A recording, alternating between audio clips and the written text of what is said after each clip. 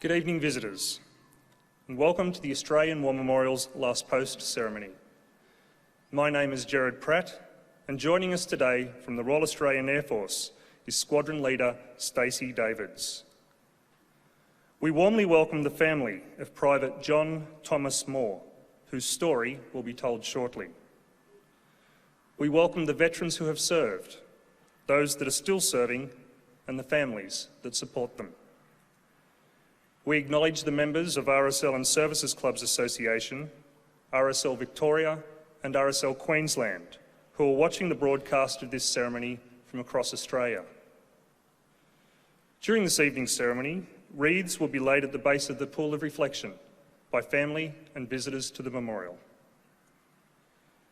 I invite you all now to please stand and join in singing the National Anthem.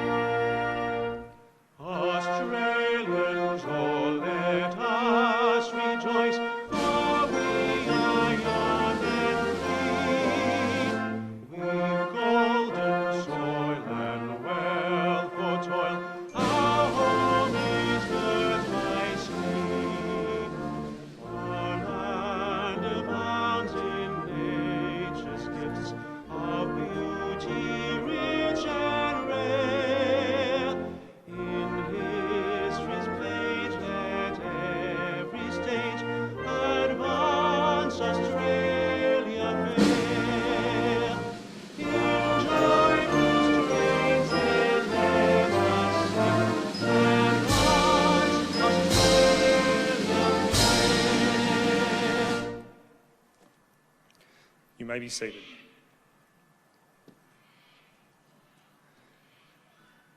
The Australian War Memorial was the vision of Charles Bean, Australia's First World War official historian. Bean landed with the Australian troops on Gallipoli and stayed with them at the front through until the end of the war. The idea of this national memorial and museum came to him at Pozières, France, in the depths of the bloody fighting of 1916. Bean's idea was that this would be a place where families and friends could mourn loved ones buried in faraway places. It would also be a place that could help all Australians understand what these men and women had endured and what they had done for us. Bean's vision, to which we remain true, is best expressed as inscribed in the entrance to the memorial's galleries. Here is their spirit, in the heart of the land they loved, and here we guard the record which they themselves made. Tonight, we will read the story behind just one of those on the Roll of Honour, which lists the names of more than 102,000 men and women who have given their lives for us in war and operations for more than a century. But first, we present a lament, Flowers of the Forest. Wreaths of floral tributes will now be laid at the base of the pool of reflection.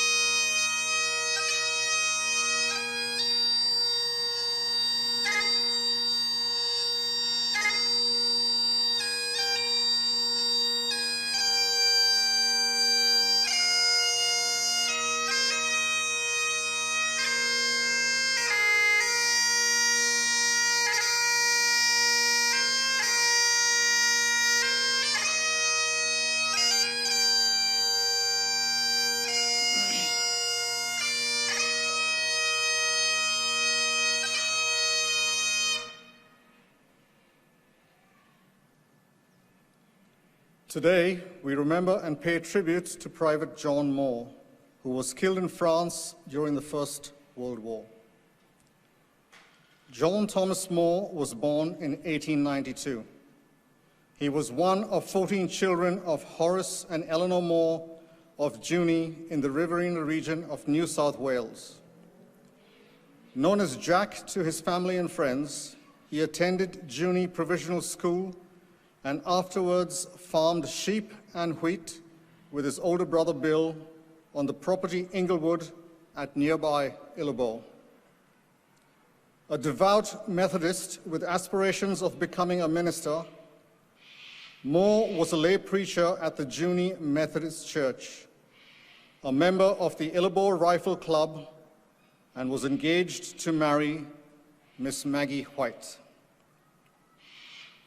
According to those who knew him, it would be no exaggeration to say that few young men in the district lived such a noble, clean, honest life as Jack.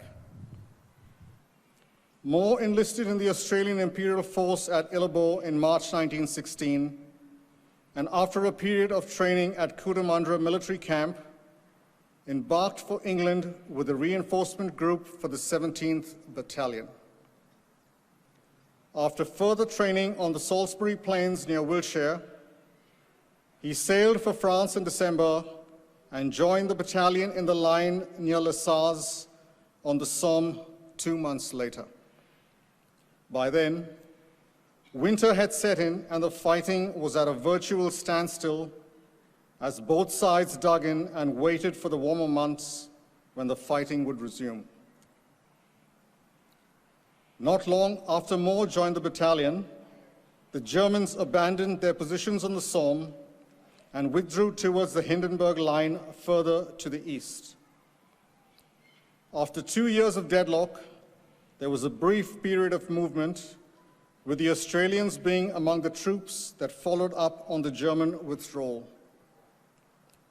After capturing Bapaume, they spent the following months advancing towards the town of Bullecourt, where the Germans had taken up their new positions.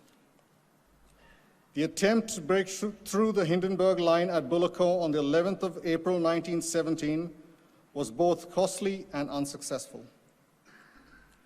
The 17th Battalion formed part of a thin defensive screen that protected the flank of the Australian positions as the 4th Division recovered from its shocking losses at Bullecourt.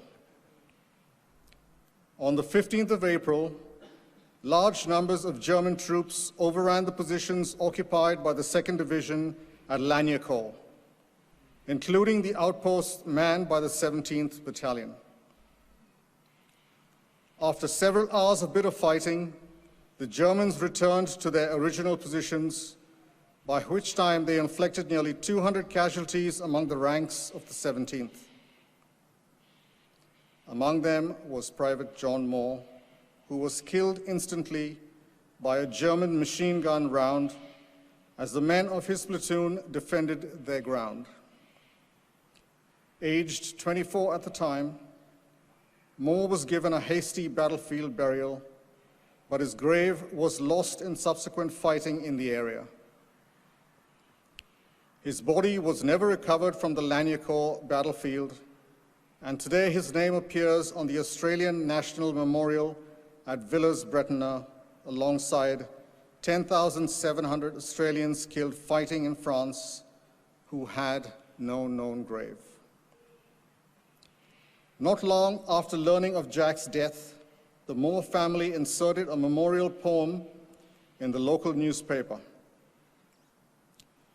He has borne his cross, he has gained his crown, though he lies in a far-off grave. And we think of his life as duty done, many, unselfish, and brave. His name is also listed on the Roll of Honour on my right, among more than 60,000 Australians who died while serving in the First World War. His photograph is displayed today beside the Pool of Reflection. This is but one of the many stories of service and sacrifice told here at the Australian War Memorial.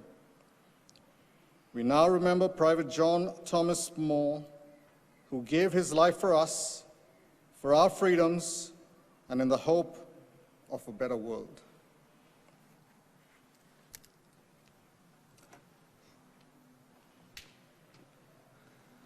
Please stand for the reading of the ode and the sounding of the last post.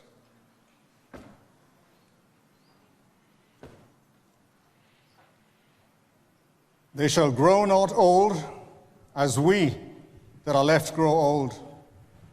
Age shall not weary them, nor the years condemn. At the going down of the sun, and in the morning, we will remember them. We will remember them.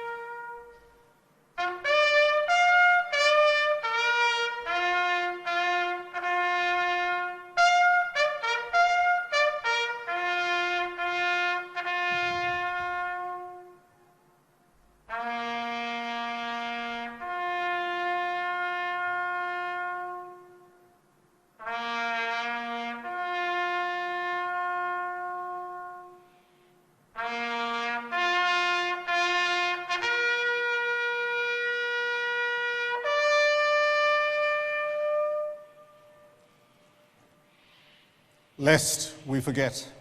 Lest we forget.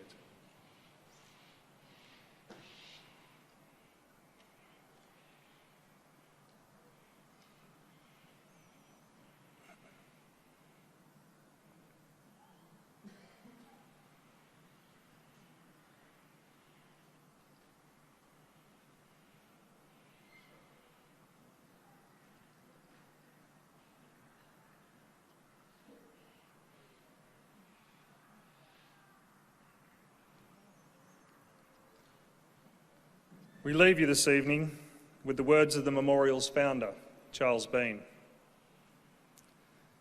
Many a man lying out there at Pozieres or in the low scrub at Gallipoli, with his poor, tired senses barely working through the fever of his brain, has thought in his last moments, well, it's over. But in Australia, they will be proud of this. Ladies and gentlemen, girls and boys, that concludes the last post ceremony. Thank you for visiting the Australian War Memorial, and we wish you all a very good evening. Thank you.